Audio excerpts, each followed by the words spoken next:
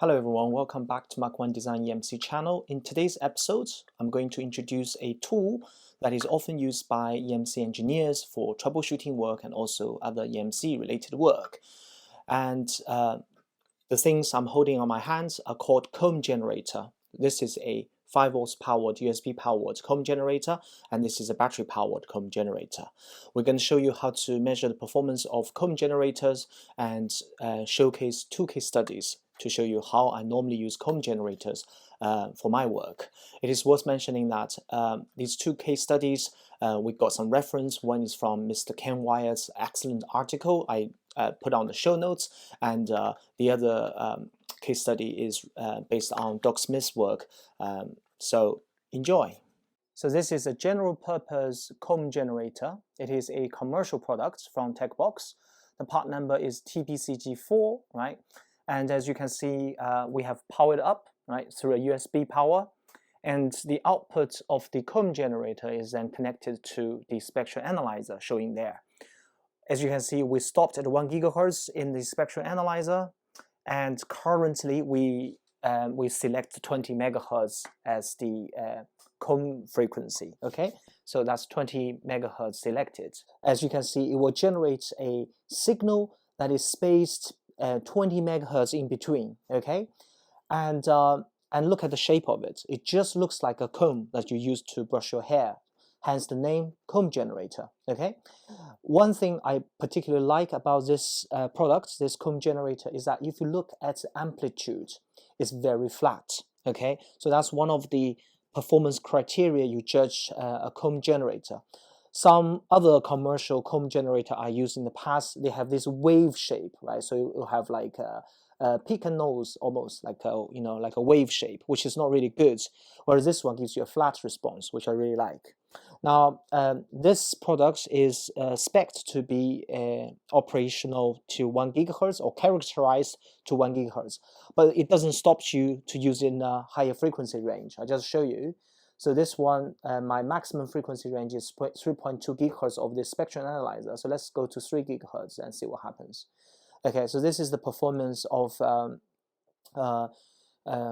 pretty much 20 megahertz all the way to 3 gigahertz. You can see that you can still use this, right, up to 3 gigahertz. Of course, from 1 gigahertz, the amplitude start to decrease, but this is pretty good. So let's go back to perhaps to 200 megahertz, so you can really see the frequency, right? So every 20 megahertz, you see a spike. If I change into 10 megahertz, of course, it will be 10 megahertz, but because of the power is the same, therefore the amplitude is dropping, right? So if I change into 5 megahertz, again, amplitude starts to drop, but you get every 5 megahertz, you get a signal. And again, it's very flat to 200 megahertz. Let's check 1 gigahertz. Okay. So yeah, you can see a little bit of wave, but it's pretty flat as 5 megahertz. That's 10. That's 20.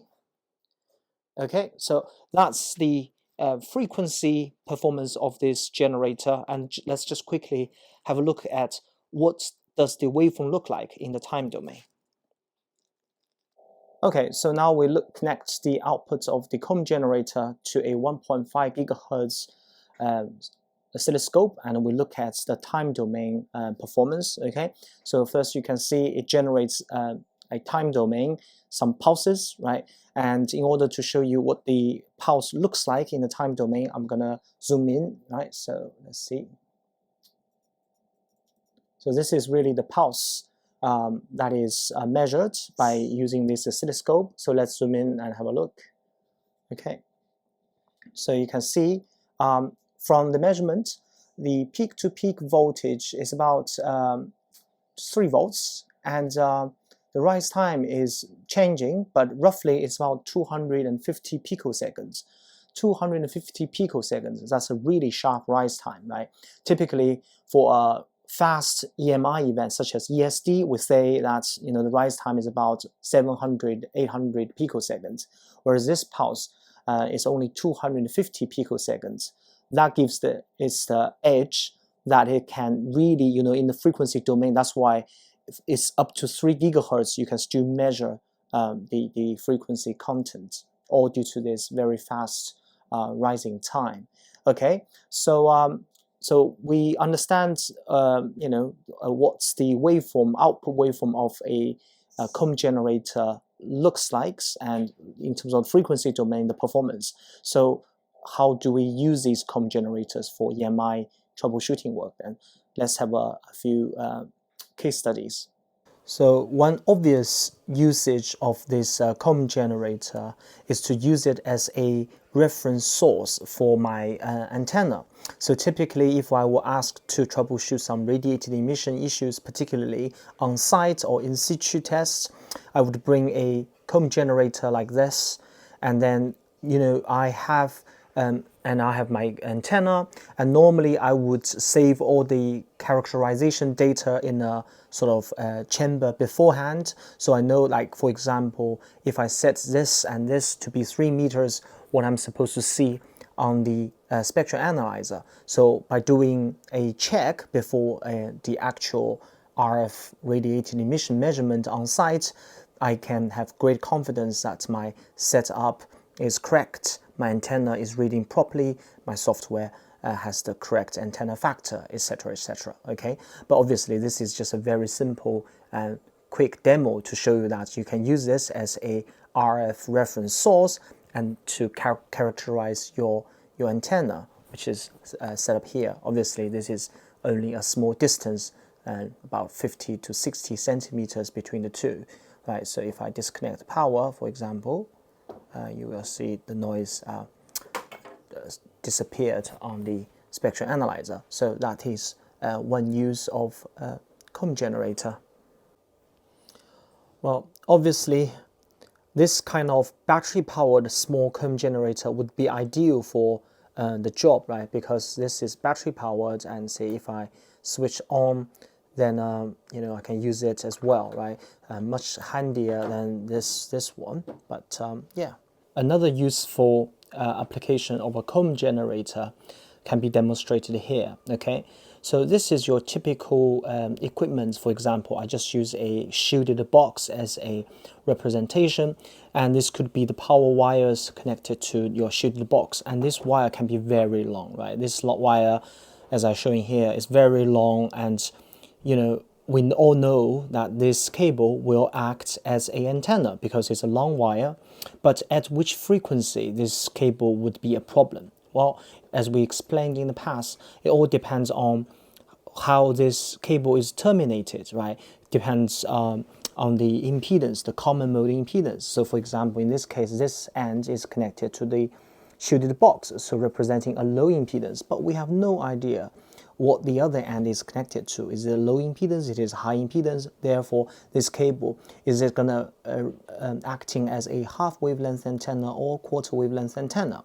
So in this case, you can see that we have a pair of current probes. These probes are matched current probes. So we connect one to the comb generator. So in this case, this probe acts more like an injection probe because we inject the noise into the current probe, whereas the other probe we are connecting to the spectral analyzer. Now notice that this device is not even powered, so this is like power off state. Okay, so you can do the same trick. So this could be an equipment, large size box, whatever, right? You find a cable, you have a pair of current probes, you connect one using a comb generator, the other to the spectrum analyzer. We have some resonance peak there, right? So for example, here, here, here. Then this basically is the resonance frequency that perhaps we should be concerned with, because if you have a high switching events going on in the box, then chances are that at this frequency, okay, and this frequency, and this frequency, your cable would behave like a efficient antenna. So this would give you a good information about your cable radiation pattern even before you power up the unit. So if you do find this equipment radiates and failed the radiated emission test, then you know where the coupling mechanism is. Okay, good. So 2 case studies to show you how we typically use a comb generator for EMI troubleshoot. We hope you enjoy this episode, and we'll see you next time.